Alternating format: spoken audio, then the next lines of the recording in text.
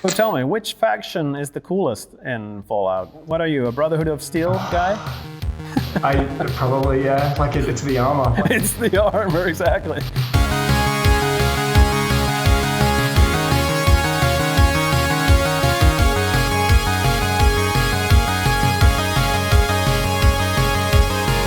Today we're going to talk about Fallout from 1997, which is the game that had our guest decide that he wanted to work with audio in the gaming industry.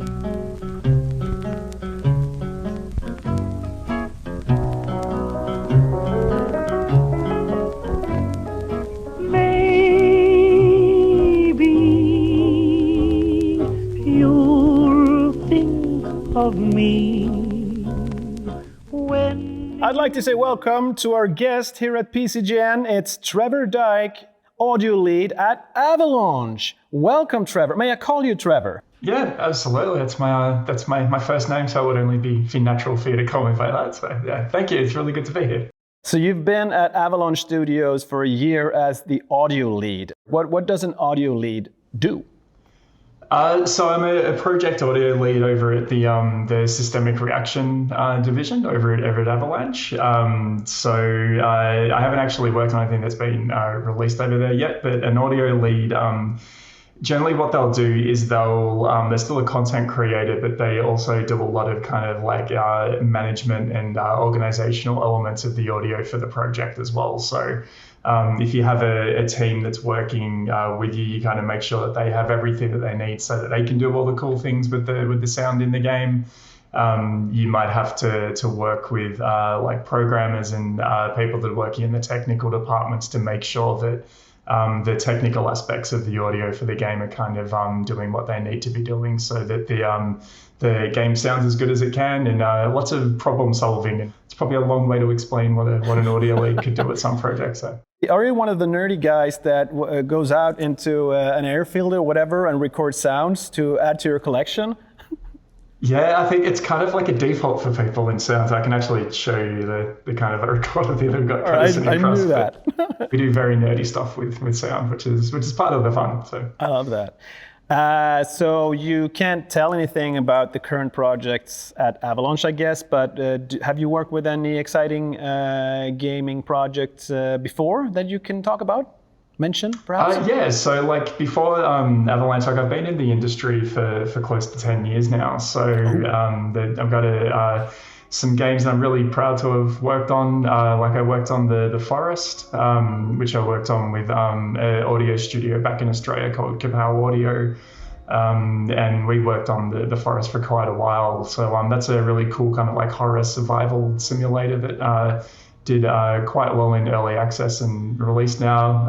I was on the Banner Saga games, which are like this really beautifully illustrated and animated kind of like isometric RPGs, as well as just before I left for Avalanche, I was doing some work on a game called Dead Static Drive, which is being developed in Melbourne as well, that will be coming out eventually. So, we're here today to talk about a game that you claim affected or even made you choose your career, the career you have. We're gonna talk about Fallout. Could you describe Fallout, the first Fallout from 1997, for someone who has never played it and you got about 20 seconds to do it? Okay, it's a digital version of like an isometric board game where you have like these little tile pieces that you can explore around. It's set in an apocalyptic wasteland. There's lots of brown colors in there, and you get to make lots of difficult choices, and that affects the world. I think. I like that. I think that's an adequate description of Fallout. The original Fallout, yeah. Fallout from 1997 by Interplay Productions is an open-world, turn-based role-playing video game. It's been followed by a number of sequels and spin-off games collectively known as the Fallout series. Today, Fallout is mainly remembered for Ron Perlman's legendary words, "War never changes." Sometimes when the game designers are going to talk about the visuals of their game, a lot of them describe it as, "I don't want Fallout." because it's brown and gray and all kinds of colors. And I know we shouldn't start with the bad things about a game, but it is pretty brown because it is post-apocalyptic America, right? Yeah, it is, and I think that's one of the things that struck me so much about the first Fallout is that it has this tone that is across like every aspect of the game. Like it's not just the visuals or the color, like it's through the sound and the way they use the music in the game as well. And I think and even the UI design and the UX design, like it all feels like this really cohesive package of what it would be like to try and survive like a wasteland. And like I always appreciated that, but I can kind of see like, you know, as different titles may go on, people may want to have like different color palettes and different kind of presentations of that world. But I think for the first one, it was definitely the thing that I loved the most about it. Yeah, because a lot of younger people today, I mean, Fallout is still an IP that is very much around, but it's kind of different. Today, it's an action 3D RPG. But the Fallout we're talking about is the original one, which is seen from an isometric view, as you said, and it's also turn-based. It's a good old turn-based RPG. Yeah, I've still got my original copy that I take with me everywhere. So like it really was like that defining moment for me it was like when I realized that was the thing that I wanted to do to make games. So. But yeah, it's a very different game. Like it feels like if someone was to make like a board game version of like the newer Fallouts, that's kind of what this one feels like, but in digital form. So. What you said earlier that Fallout from '97 was the game that made you decide that you want to work in the games industry, and then you started working with audio. What about the audio in Fallout? Had that something to do with it, or was it just that you thought it was a great game? Yeah, I was actually thinking about that earlier, and I think I didn't realize how much the audio did inspire me. Like the gameplay and the way that the whole game was presented, like definitely inspired me. But when I was going back, because I haven't played it for a while, like you just said, and I was going back and looking at it in preparation for today. And I really realized that the way that the music and the soundscape in the world is kind of this one thing, and it kind of creates this really amazing ambience. And I think that really kind of affected how I look at how music and ambience do actually work together. And I didn't really realize that until it really obviously pointed it out when I was watching the game. So I think it definitely has. The magic around Fallout is maybe ambience and music, but it's also how they work together, as you said, especially with the package. Because when Fallout starts, you get the intro trailer, you have Ron Perlman saying the magic words, "War never change." War never changes.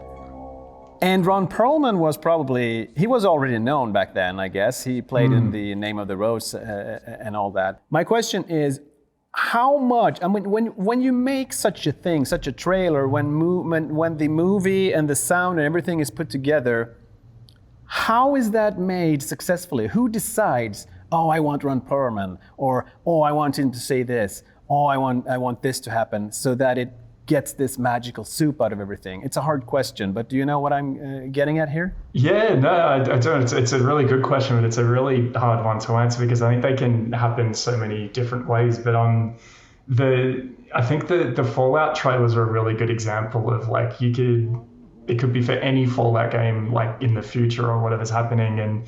But if they were introduced in the way that the other trailers are done, like you instantly know it's a Fallout product, right? And I think like that's the really smart thing that they've done with that trailer. Like it instantly gives you the identity of the game. And as to how they're put together, like it could be marketing people are definitely involved because they want that that's the first impression that people get with the game.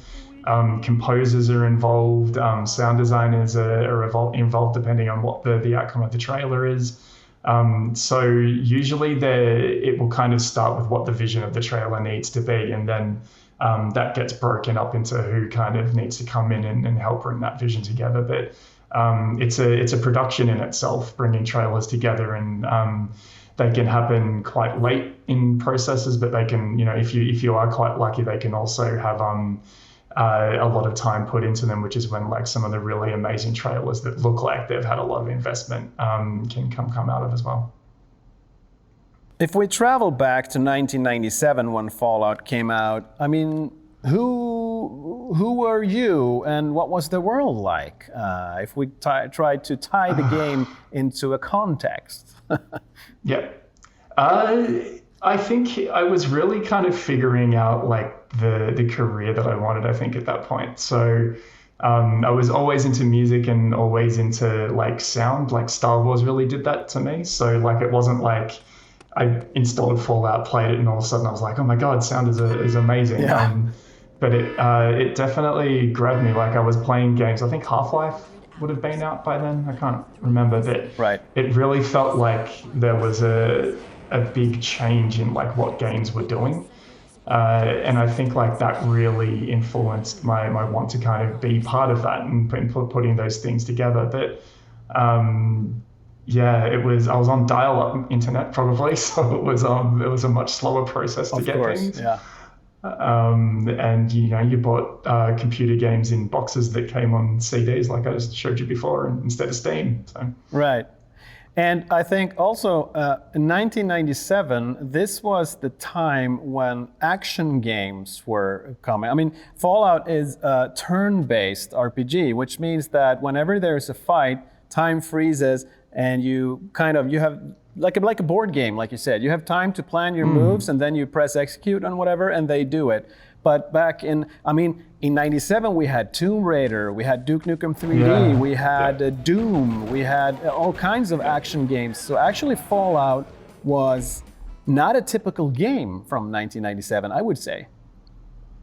Yeah, totally. And like a lot of the games, like Doom is just, they're so fast paced and they're all about just like moving from A to B and just instant action. Like every turn you turn a corner.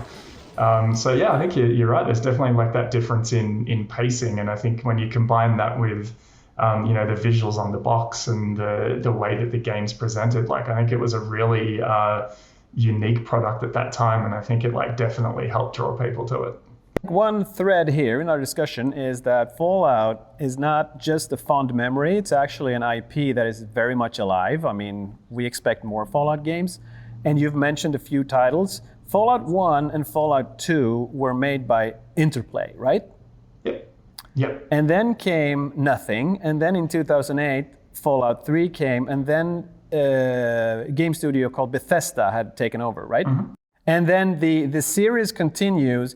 But I think the IP, what we're saying here, war never changes. The retro future style, I mean, it's basically the 50s that have stagnated culturally, but technology has moved forward.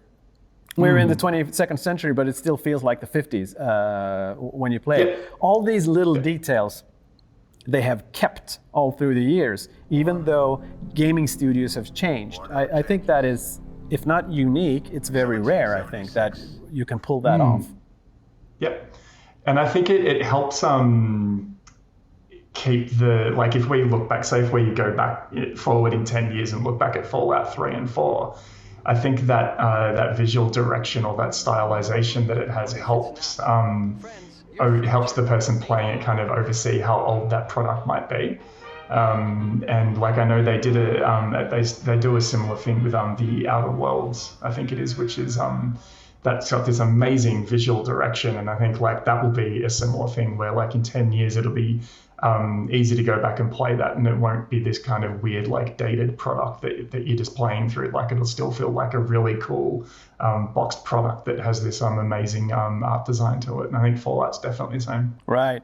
So tell me, which faction is the coolest in Fallout? What are you, a Brotherhood of Steel guy? I probably, yeah, like it's the armor. Like, it's the armor, exactly. I think it's probably more so because that's the first thing that you see in the first Fallout. Yeah. Right? You see that intro of the person in like this huge kind of bulking set of armor, and it's always just stuck with me. So yeah, I'd have to say Brotherhood of Steel. I don't know if it's a controversial thing or not, but yeah.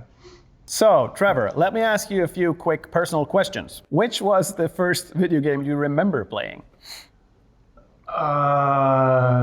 Super Mario Brothers, but it was on an arcade machine. It wasn't on a NES. Oh, the So I remember original it was- Super Mario Bros. Yeah, nice. I remember being a kid and going into a shop with my dad, and put money in the arcade machine and played it. So that's probably like the first like core memory, I think. If you could be a game character for a day, I'd love to be a character in a game like Monster Hunter, but not to like hunt down monsters and things like that, but just to kind of run around the environment. Like I think they're amazing, and just kind of like listen to all the things happening in the world, and take my recorder around and kind of record stuff. Yeah, so be a sound nerd in a game.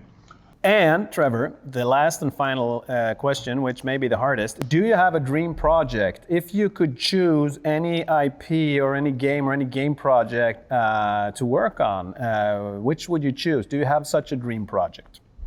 It'd have to be Fallout. Like I think being able to kind of put sound around that world and the things that happen in that world, I think would be incredible. So that'd be the easiest question to answer, I think. Right. You're like, oh, if I could make the explosion when what's the name of the town? Megaton? Megaton goes off. Right. If I could make that sound, I Yeah. know exactly how that would sound. The nuclear explosion of a city in Fallout. Yeah, I think like for me, I think the most interesting thing would be the ambiences, because there's just so many cool like set pieces in those games that you can use to kind of color what's happening around the soundscape of the world. So for sure. Right. Well, I hope, Trevor, that you will one day fulfill your dream and work in a Fallout game. Thank you. And if you do, I will make sure to notice the ambience and not overlook the hard toils of the audio leads and the audio team that's working in that game. Even if it didn't pan out, like I'm incredibly lucky to be doing what I'm doing today. So I still get to kind of live that dream in a way, for sure. Right. Trevor, thank you so much for your time and this nostalgic look back at Fallout, the original Fallout by Interplay from 1997. No worries. Thank you for having me. It was really cool to be part of it. And yeah. Take care. No worries. Bye. Imprisoned safely behind the large vault door, under a mountain of stone, a generation has lived without knowledge of the outside world. Life in the vault is about to change. Did you enjoy this episode? Then please do not forget to subscribe for more PC Games nostalgia.